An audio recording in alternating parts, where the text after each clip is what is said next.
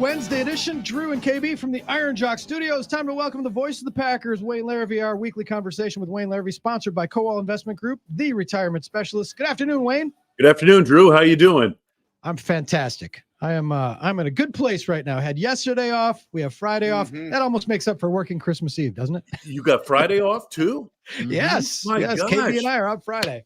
Wow. And you've had a fistful of gummies, right? That's There you right. go. I will give you yet one more reason why you should be happy, Drew, because Wayne is such a crafty guy with subliminal, I guess, a little subliminal things that he does. I'm looking at our StreamYard, our Zoom, if you will, with Wayne. And if you look right over this top of his head there's the book that Drew wrote. He slipped that in there in the background. If These Walls Could Talk by Drew Olson. Look at that little suck up you split in there. Nice job, Wayne. Nice job. Well done. That's Bill Schroeder's book, As Told to Drew Wilson. I know, I just translated it to English. I got to write a book. Wayne, have you thought about writing a book like yes, all your stories in the NFL since 1978? Well, this book over my head here was told to Rob Reichel. He and I did that on the Packers, got to be almost 8 years ago now, something like that. So a lot has changed. We're probably due to do another one. So that's the football book? Franchise. That's the football version. Yes, it is. Yeah. I didn't know it was a franchise. I thought you were being nice to Drew. I'll screw that then. Forget it. Forget it. Forget it. No, well, I'm just trying. I'm trying to do is sell an 8-year-old book. Hey, you need a holiday present. How about stocking stuffers? Wayne's book with Rob Reichel and my book on the Brewers with Bill Schroeder. Then you're covered. More authors than any other radio station in Milwaukee. That's probably true. That is probably true. My. Yes, and with the royalty check, it's amazing we still show up for work. With the residuals from our lucrative publishing career. Listen, with a big Christmas push, I'm that close to getting a royalty. I think 35 cents. I'm that close. Let's go. Fire it up. Let's fire it up. That'd be awesome. Fires. That'd be awesome. All right. So, Wayne, can the Packers cleanse the palate? Can they fix the defensive problems when they go to Carolina? How afraid should we be of this game with the Panthers? You've been studying the Panthers. What are we walking into on Sunday? Yeah, they're an interesting team in that defensively. Okay. They're very good defensively, and they have a lot of good players on defense. They're third overall in yardage. They're third against the pass. But for all the good they have on defense, they're 29th in points allowed. And that's just weird, isn't it? I mean, how can you be third in the league in yardage and you're giving up 29 points? Well, they're real bad in the red zone. So, no, this is not a game where the Packers show up and they win. Not at all. But the Panthers feel a little better about themselves. They snapped their long losing streak. They beat Atlanta in a torrential monsoon-like rain last week at Carolina. So, it's going to be interesting to see. I expect the Packers to come back with a, much better performance defensively in this ball game. This Carolina offense has some players, Adam Thielen being one of them, but it has struggled mightily. Yeah. Well, I mean, looking at the last 3 games, I think you're going to have at least 2 of the 3, you're going to have trouble with quarterbacks, perhaps, because Justin Fields is playing all right now. The Bears aren't, taking the world by storm, but they're certainly not the same Bears team that they were in Week 1. Oh, I can't. And that could be scary. No, you're right. I told people this: the Bears are real close to basically putting it together and to heading in the right direction. And I agree with you, KB. The quarterback is not bad, and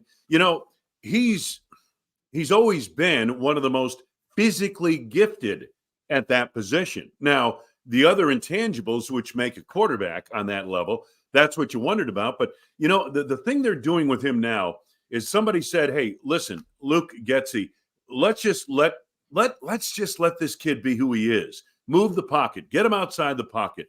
He throws the ball well on the move. But if nothing's there or he doesn't see anything open, he can take off with his legs, and he's that dangerous. I think earlier this season, they were trying to make him more of a conventional passer from the pocket, and that's really not his game. That's not who he is. Talking with Wayne Larrivee here on the Drew and KB program. Our conversations with Wayne presented by Coal Investment Group, the retirement specialists. What are you seeing on Bryce Young's tape? He's got the numbers, I think it's 9 touchdowns and 9 interceptions. balancing act there. It's been a tough year.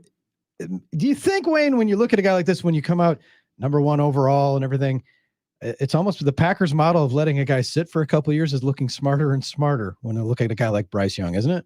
Yeah, well, you know what, Drew? Usually when you get the first pick in the draft, you've got very little around that first pick. So you bring this quarterback in, you don't have much in front of him. Offensive line is terrible, and you don't have a lot of skill position people. They don't have a lot of downfield speed in this receiving core. So, the first round pick starts because that's what you have to do with the first pick in the draft, especially if it's a quarterback. And, a lot of times he gets shelled. And a lot of times in this league, we take that first pick in the draft at quarterback, put him with a bad team. He gets beaten up and he's gone for the rest of his career. He's done. We break in this league more quarterbacks than we make. Trust me. Absolutely. Absolutely. I would, if I had the first pick, I'm going right for Marvin Harrison. Oh, yeah. No, but it is how many, if you went down the list of overall number 1s and even Heisman Trophy winners, they think that's automatic. They're going to be a great player in the NFL. You're going to have a losing team. Yeah, I agree.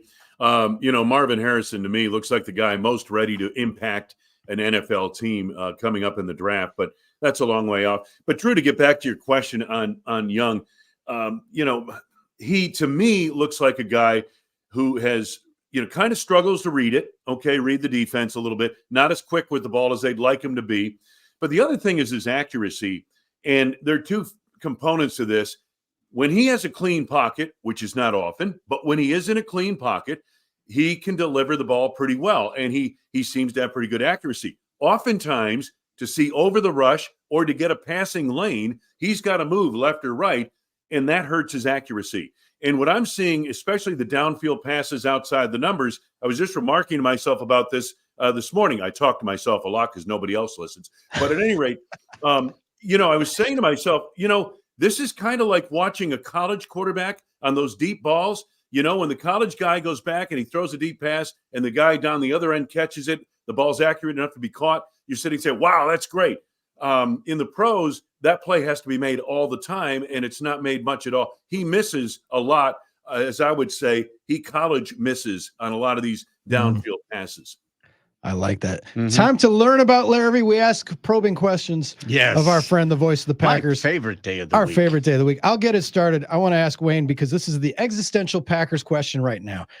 We figure they're going to beat Carolina, barring this unforeseen catastrophe or a monsoon or something. And then they're going to go to their last 2 games facing division rivals, Vikings on the road, Bears at home. And if they win those 2 games, they go to the playoffs. If they don't make the playoffs, then they'll likely be featured. There's a strong chance they'll be featured on Hard Knocks and maybe have a chance to host Aaron Rodgers next year. Would it be a worthwhile trade to miss the playoffs and have Hard Knocks come to go to Lambeau Field and Aaron Rodgers visit Lambeau Field? Or do we want to make the playoffs and eliminate that latter possibility? Make the playoffs and eliminate that latter possibility. I mean, really, playoffs are always better. It's so much better for the franchise. Get an extra game, extra week of practice, guys. Yes. We're developing this thing. It's kind of like the bowl season. That's why you want to make a bowl game. You get an extra week of practice or 2. Yeah, that'd be the consolation prize. All right, KB, make it quick. What do you got? Wayne, what is your favorite Scar story? Scar story. Well, The Lion King. Oh, wait. No, Scar story. You mean a scar on my body? Yeah. Okay. Yes. About 4 or 5 years ago, I'm in a CrossFit class, and we're doing box jumps. The boxes are made of wood, hard wood. And I come up short on the jump, and I mean go from kneecap down to ankle with, just scarred. And I was so embarrassed. I just kept working like nothing happened. So, Look tough. Did you bleed all over the dojo? All over the gym? Yeah. Don't worry about it. That's my shin bone. So that's what it looks like. That's it. There you go. He plays with pain, ladies and gentlemen. Well, there you go. Hey, this week, the Larrivee and LePay podcast, you got one of our favorites, Kevin Harlan, on. Oh, yeah.